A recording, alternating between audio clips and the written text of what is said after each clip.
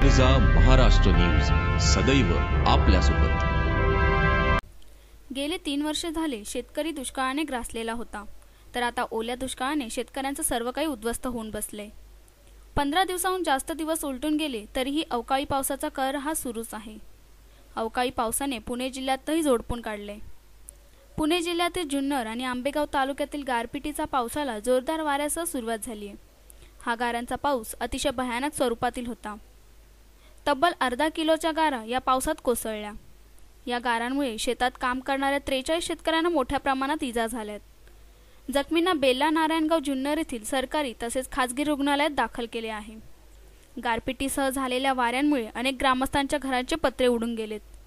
अनेक जनावरांचा या गारपिटीमध्ये मृत्यू झाला आहे, तसेच त्या पिकांचं आणि फळबागांचं नुकसान झालं आहे। गरजा महाराष्ट्र न्यूज कडून महाराष्ट्रातील राज्यकर्त्यांना आम्ही एकच आवाहन करतो की निवडणुकांकडे लक्ष केंद्रित न करता हवालदिल झालेल्या शेतकऱ्यांना लवकरात लवकर मदत करावी। मिर्झा महाराष्ट्र न्यूज सदैव आपल्यासोबत। राज ठाकरेंनी लोकसभा निवडणुकीच्या रिंगणात प्रवेश केल्यापासून महाराष्ट्राच्या राजकारणाला नवे वळण मिळाले। राज यांनी त्यांचे मनसेचे उमेदवार शिवसेनेच्या विरोधात उभे केलेत आणि मनसेतर्फे निवडून येणारे खासदार हे नरेंद्र मोदींना पाठिंबा देतील अशी गुगली देखील टाकली आहे। त्यामुळे एकीकडे भाजपकडे मैत्रीसाठी मनसेने हात पुढे केलाय। भाजपचे नेते मंडळी राज यांना भेटायला गेल्यामुळे महायुतीत चांगलंच नाराजी नाट्य पसरलंय।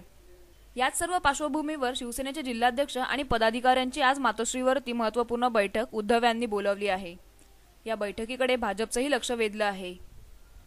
मनसेनं निवडणूक लढू नये हीच माझी भूमिका होती, पण या भेटीचे राजकीय तर्कवितर्क काढण्यात आले। या भेटीकडे गैरसमजुतीतून पाहू नये अशी विनंती गडकरींनी शिवसेनेच्या नेत्यांसमोर केली आहे।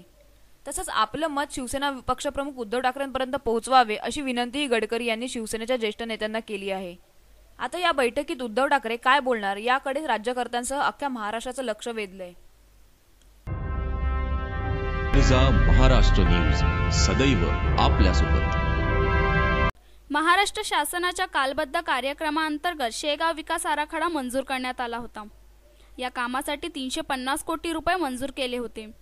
2009ला कामे सुरू करून ही कामे एका वर्षात पूर्ण करण्याचे स्पष्ट आदेश असतानाही शेगाव शहरातील फक्त 40% काम पूर्ण करण्यात आले।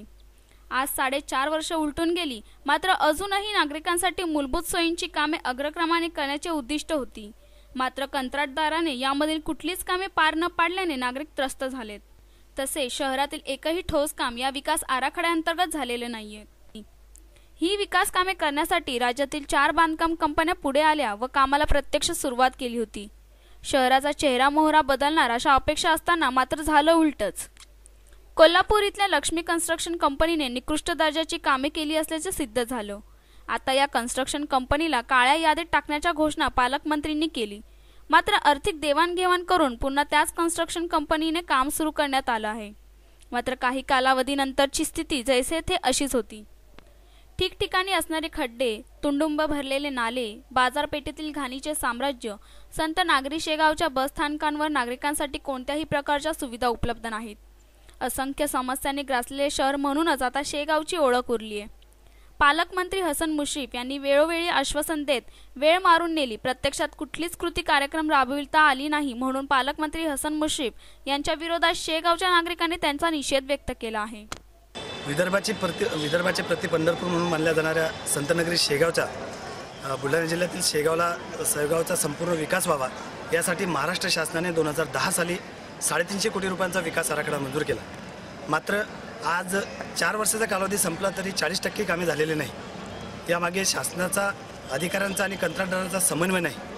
शासनाला आवश्यक असलेली कामे, अधिकाऱ्यांची कामे ही आज संपूर्ण झालेली आहे, मात्र जनतेला आवश्यक असलेले नाल्या, रस्ते ही कामं झालेली नाही। त्यामुळे आज संपूर्ण शहरवासी त्रस्त झालेले आहेत। शेगाव नागरी हक्क संरक्षण समितीने पुढाकार घेऊन प्रशासनाविरोधात विविध आंदोलनेही केली आहेत।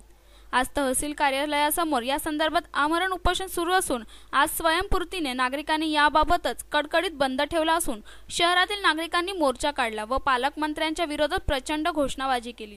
शेगाव विकास आराखड्याचा 4 वर्षापूर्वी याची मंजुरात मिळाली, परंतु अधिकाऱ्यांच्या दिरंगाईमुळे आणि शासनाच्या दुर्लक्षणामुळे हा विकास आराखडा खोळंबला.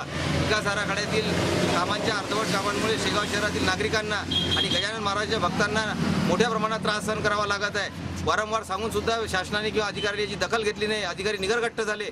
त्यानिमित्त नागरी हक्क संरक्षण समितीच्या माध्यमातून गेल्या 5 दिवसापासून शेगाव शहरात आंदोलन सुरू केलं आहे. महाराष्ट्र न्यूज सदैव आपल्यासोबत. भारताचे माजी कर्णधार सुनील गावस्कर यांनी भारतीय संघाच्या कामगिरीबद्दल चिंता व्यक्त केली आहे. गावस्कर यांनी प्रशिक्षक डंकन फ्लेचर यांच्यावर टीका करताना राहुल द्रविडकडे संघाच्या मुख्य प्रशिक्षक पदाची जबाबदारी सोपवण्यात यावी असा सल्ला दिलाय. गावस्कर म्हणाले, फ्लेचर यांच्या स्थानी युवा प्रशिक्षकाकडे संघाची जबाबदारी सोपवावी. राहुल द्रविडबाबत संघातील खेळाडूंमध्ये आदर आहे. द्रविडच्या नेतृत्वाखाली भारतीय संघाने विंडीज व इंग्लंडमध्ये मालिका जिंकण्याची कामगिरी केली आहे. 2011च्या विश्वकप स्पर्धेनंतर फ्लेचर यांची प्रशिक्षकपदी नियुक्ती करण्यात आली होती. गावस्कर पुढे असेही म्हणाले की विश्वकप स्पर्धेला केवळ 11 महिन्यांचा कालावधी शिल्लक असून पदाधिकारी सपोर्ट स्टाफमध्ये बदल करण्यास उत्सुक नाहीत. पण हा 2011चा स्टाफ म्हणजेच गॅरी कस्टन, पॅड ॲप्टन आणि एरिक सिम्पसन असता तर माझी काही हरकत नव्हती. फ्लेचर यांनी तसे काहीच केलेले नाही. क्रिकेटपटू म्हणून त्यांची कामगिरी उल्लेखनीय नाही. महाराष्ट्र न्यूज सदैव आपल्यासोबत.